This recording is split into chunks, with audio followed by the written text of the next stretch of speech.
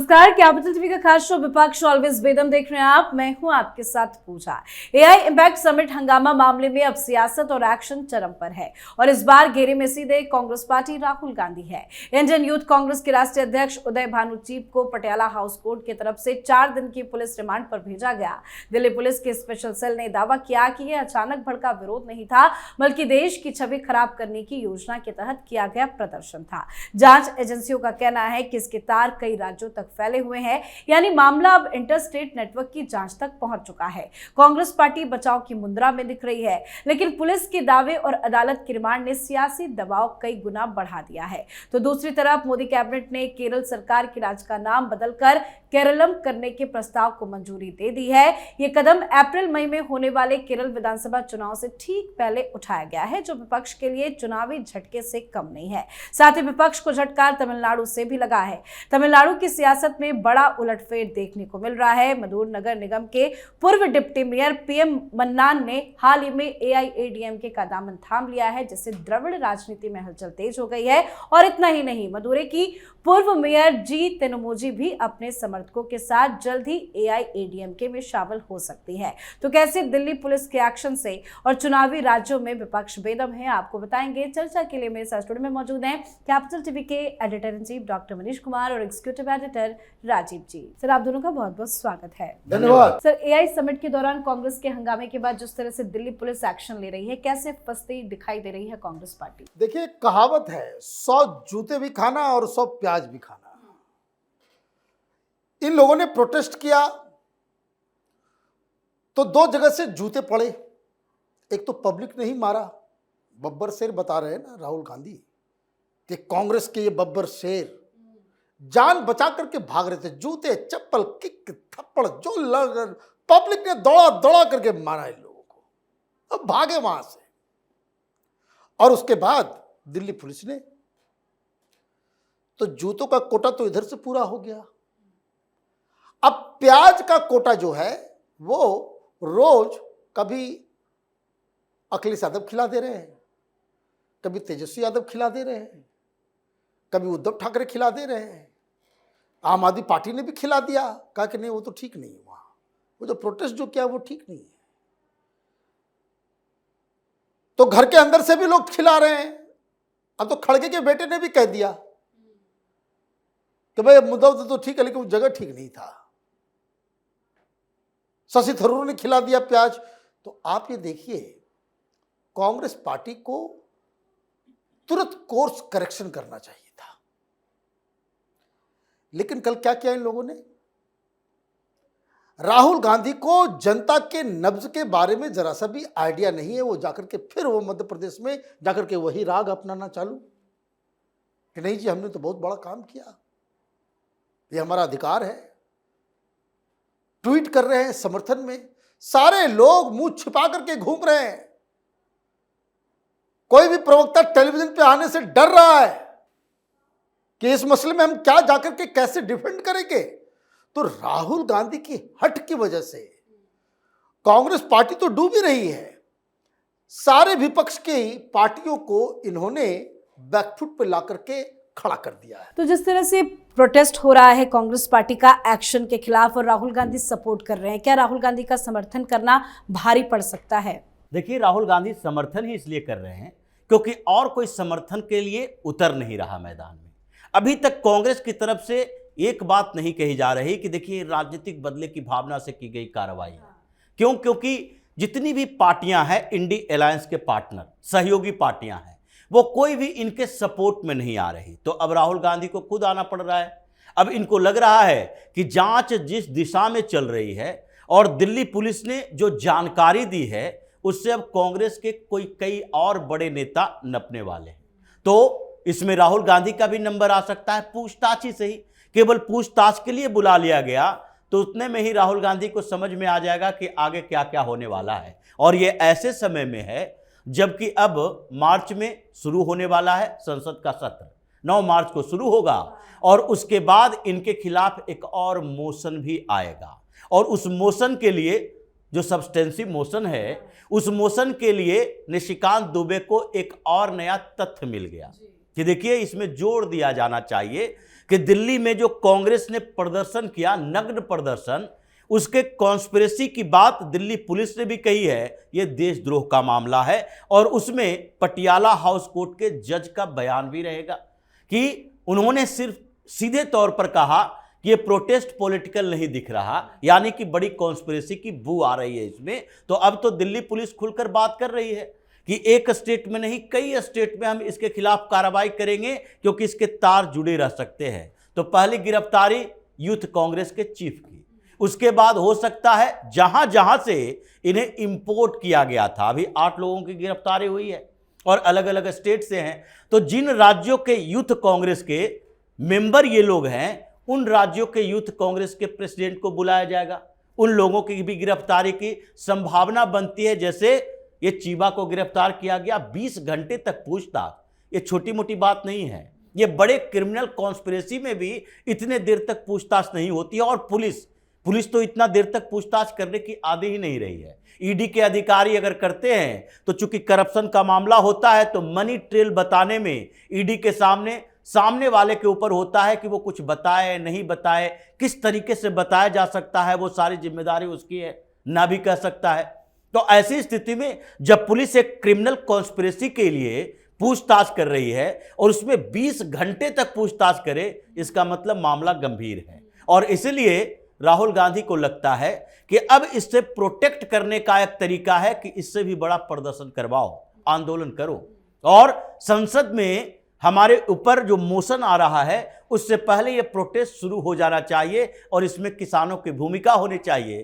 तो भोपाल चले गए, भोपाल से फिर 28 तारीख को पंजाब जाने वाले हैं और उसके बाद इन्होंने वाइब्रेट किया है, बात पहुंचाई है सिद्धारमैया तक, बात पहुंचाई है हिमाचल में सुक्खू तक कि आप लोग भी तैयार रहो, अपने यहां से ट्रक में, ट्रॉली में भर भर के लोग भेजो और दिल्ली की सड़कों को जाम करने की योजना है। दिल्ली पुलिस को भी इस प्लान की थोड़ी जानकारी है, इसलिए ये प्लान इंप्लीमेंट हो उससे पहले ही कांग्रेस को जिस तरीके से बदनाम किया जा रहा है, जो लग रहा है कि कांग्रेस किस तरह के कॉन्स्पिरेसी कर रही है, दिल्ली पुलिस सामने आकर बोल रही है। अब इनके साथ जुड़ने में किसी पार्टी को डर लगेगा कि हम भी उस कॉन्स्पिरेसी का हिस्सा न बन जाए। मतलब बजट सत्र का दूसरा चरण राहुल गांधी की मुसीबत नो डाउट बढ़ाएगा। सर, केरल में कैसे फंस गया है विपक्ष, क्योंकि केरल का नाम केरलम कर दिया गया, वो भी चुनाव से ठीक पहले। देखिए, वैसे तो बधाई देने चाहिए प्रधानमंत्री को, सेवा तीर्थ उन्होंने शुरू कर दिया। मतलब पीएमओ का अब नाम जो है सेवा तीर्थ हो गया, और नई बिल्डिंग, नया ये, और पहली मीटिंग, और नाम आपने बदल दिया केरलम। अब आप ये समझिए कि 2 फैसले लिए गए कल। एक, सी राजगोपालाचारी, उनके बस्ट को वहां प्रेसिडेंट हाउस में स्थापित किया गया। कांग्रेस पार्टी के समय वो कहां पे, वो कौन था, वो जो लुटियन जोन जिसको कहते हैं, जिस लुटियन ने बनाया था, उसकी प्रतिमा थी वहां पे, उसका बस्ट था। तो प्रधानमंत्री जो बार बार कह रहे कि गुलामी की प्रतीक चिन्हों को खत्म करना है, तो लार्जर ये कि मेंटल इंडिपेंडेंस जरूरी है। तो उस प्रेसिडेंट हाउस का पहला निवासी कौन था इंडिपेंडेंट इंडिया का? वो सी राजगोपालाचारी, भारत के पहले और आखिरी गवर्नर जनरल, जो राष्ट्रपति को फिर उन्होंने सुपुर्द किया। तो he the first resident of that building of independent India. तो तस्वीर उनकी होनी चाहिए कि लुटियन की होनी चाहिए। और जैसे उसको हटाया गया, भाई बिफर पड़े सारे लोग। कांग्रेसी उदित राज आ गया कि भाई इसमें क्या है, तो फिर तो इसको भी हटा दो, उसको भी हटा दो, लोग विरोध करने पे लग गए। और फिर खबर आई कि भाई पहली कैबिनेट की बैठक सेवा तीर्थ में होगी, और पहला जो खबर आई कि वो नाम जो है केरलम, केरल का नाम हटा करके केरलम। अब आप समझिए कि सिर्फ जो ऑफिशियली ये नाम डाला गया है, मलयालम लैंग्वेज में केरल को केरलम ही कह रहे थे। लेकिन ये क्यों याद दिलाने की जरूरत है? क्योंकि वो जो जमीन है, उस जगह जो, उसका जो हिंदू मिथोलॉजी में उसको कहते हैं land of Parshuram.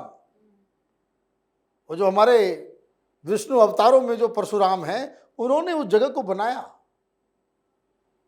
Chair dynasty में ये बहुत अपने कल्चर के हाइट पे पहुंचा, लेकिन केरलम नाम वहाँ पे बोला जा रहा था। लेकिन आप केरल केरल क्यों भाई, अंग्रेज लोग केरल करके केरला केरला है ना।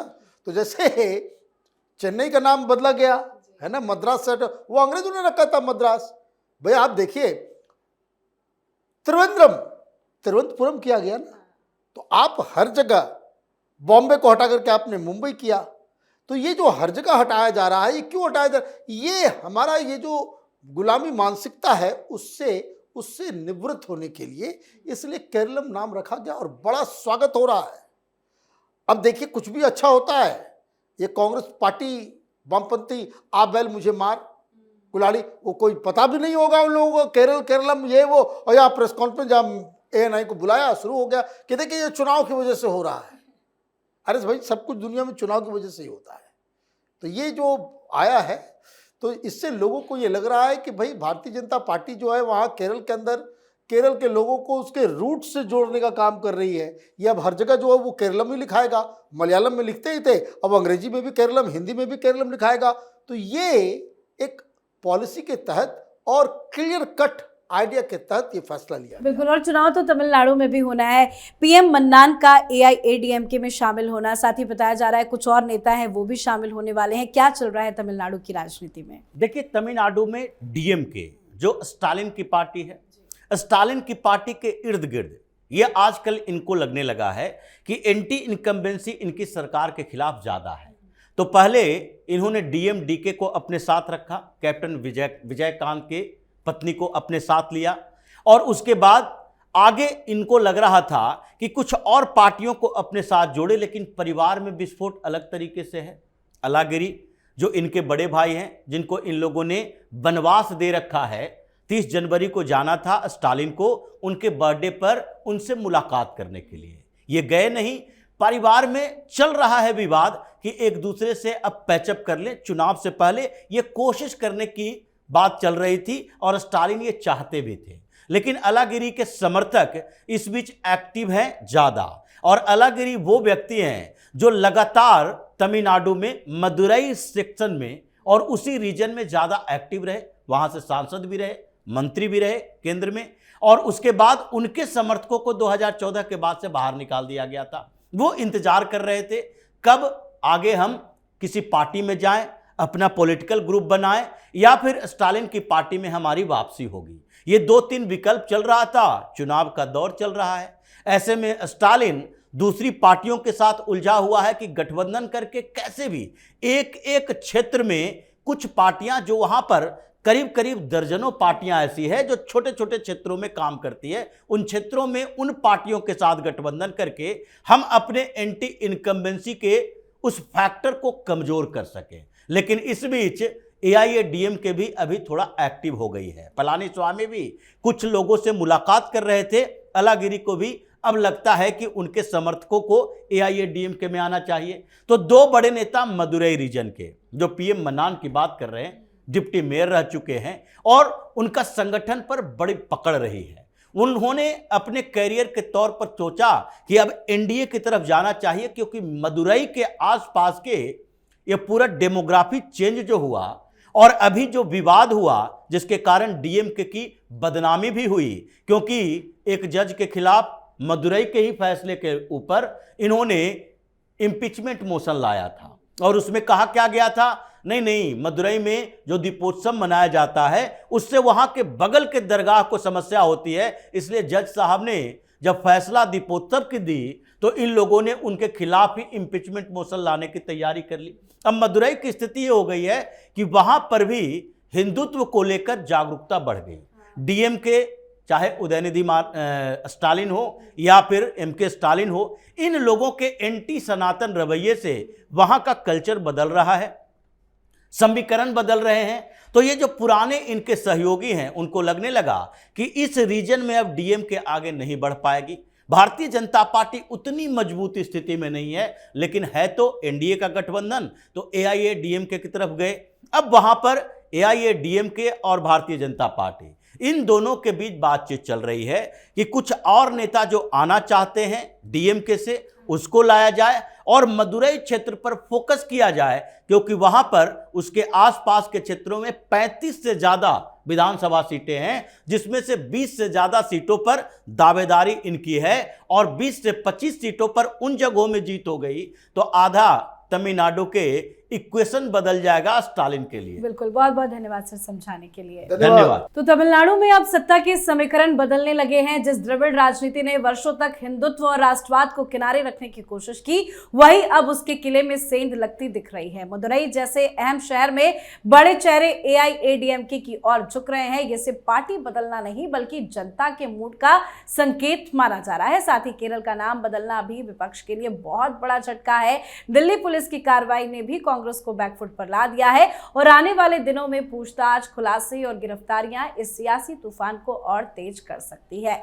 तो आप भी अपनी राय कमेंट करके लिखिएगा। देखते रहिए कैपिटल टीवी। नमस्कार।